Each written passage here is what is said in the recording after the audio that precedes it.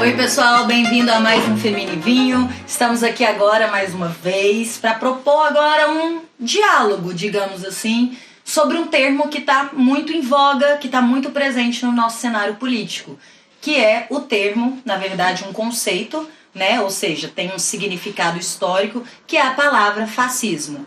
Afinal de contas, você sabe o que é fascismo? Bom, vamos lá. Para embasar essa explicação, essa pontuação que a gente vai fazer aqui, porque é muito rápido, né? A gente tem um tempo delimitado.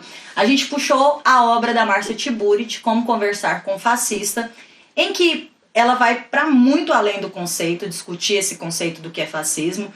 Mas o que nos interessa hoje aqui nessa perspectiva é pontuar o que significa ser fascista.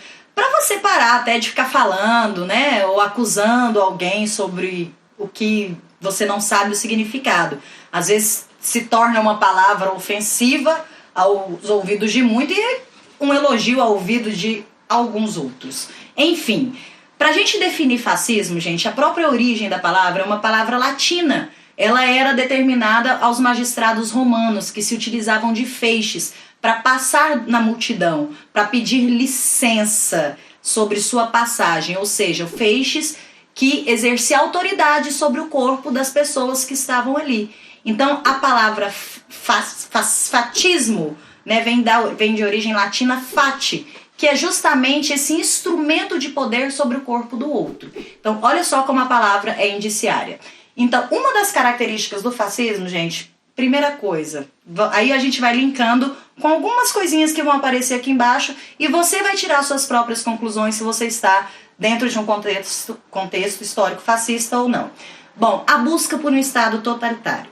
O que seria essa busca por um Estado totalitário? O Estado é tudo. Ele vale, inclusive, sobre a individualidade de cada cidadão. Mire a frase e tire suas próprias conclusões. Outra característica muito interessante do fascismo: a institucionalização do ódio. Como que você institucionaliza o ódio? Negando aquilo que é diferente do eu. Tudo que é diferente de mim é errado. Então, se eu sou branca, essa normatividade ela tem que ser perpetuada. O outro negro, ou a mulher, ou o homossexual, ou a lésbica, ou o trans, esse não se enquadra dentro da perspectiva do que eu defendo. Consequentemente, é errado. Bom, outra característica do fascismo: negar a diferença. Como consequência da negação da diferença, vem esse discurso do ódio. O que não é igual a mim, não é o certo. Se não é o certo, eu devo odiar. Parece com alguma coisa que você conhece? Tire suas próprias conclusões. Terceira característica importante do fascismo: a negação da ciência, o repúdio ao conhecimento. De acordo com a própria Márcia Tiburi, beijo grande, tá? Nem te conheço, mas seria um prazer. De acordo com a própria Márcia Tiburi, o fascismo ele é a máscara mortuária do conhecimento, ou seja, ele mata o conhecimento, ele mata o saber científico. Por quê? Porque ele não aceita a diferença, ele não aceita um outro olhar, ele não aceita a interrogação. O fascismo ele vem sempre na forma de um discurso pronto, acabado, que não pode ser permeado por interrogações. Ao contrário do que institucionaliza o poder democrático, que é sempre a troca, né?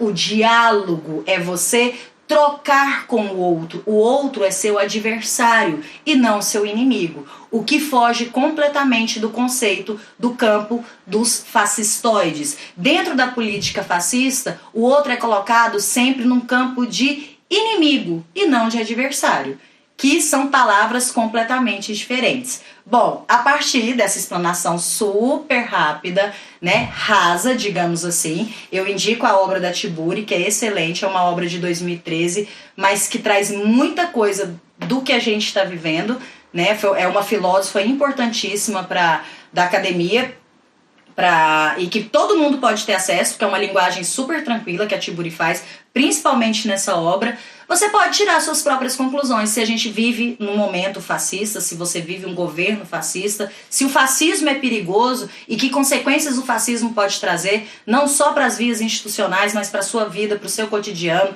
para suas relações pessoais, Porque o fascismo, gente, como qualquer campo político, ele está no seu dia a dia. Ele está em todas as relações de poder. Então, pensa um pouquinho sobre isso. Próxima aula, próximo encontro do Feminivinho, a gente vai trabalhar o conceito do fascismo aplicado em vários outros campos da nossa história, do nosso cotidiano. Um beijo grande, boa quarentena. Fique em casa. Dentro dessa política das relações cotidianas, nós não podemos fugir das relações de gêneros, a relação entre homens e mulheres. Não estou falando aqui somente as relações romantizadas, as relações idealizadas, as relações amorosas. Não, as relações de homens e mulheres, seja no campo familiar, no seu núcleo familiar, como filho, como filha, como pai, como amigo, como irmão, ou seja, qualquer relação, qualquer núcleo, qualquer locus em que haja essa relação. Bom, se uma das práticas do fascismo é a negação do diálogo e o Feminivinho se propõe como uma prática antifascista, nós propomos a vocês um desafio. O que nós vamos trazer para o próximo encontro? Nós vamos trazer perspectivas masculinas, ou seja, olhares masculinos, discursos, pensamentos e até ações do que é feminismo. Como é o estereótipo do conceito de feminismo, do conceito dessa diferença, que é uma diferença, né? É tratado como uma diferença dentro da instituição política, aos olhos do sexo masculino.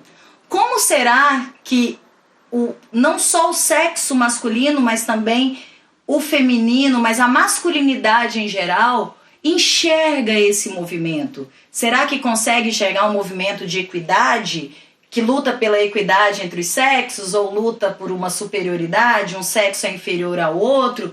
Como é que é esse turbilhão de informação? Como é que ele chega na cabeça da nossa sociedade?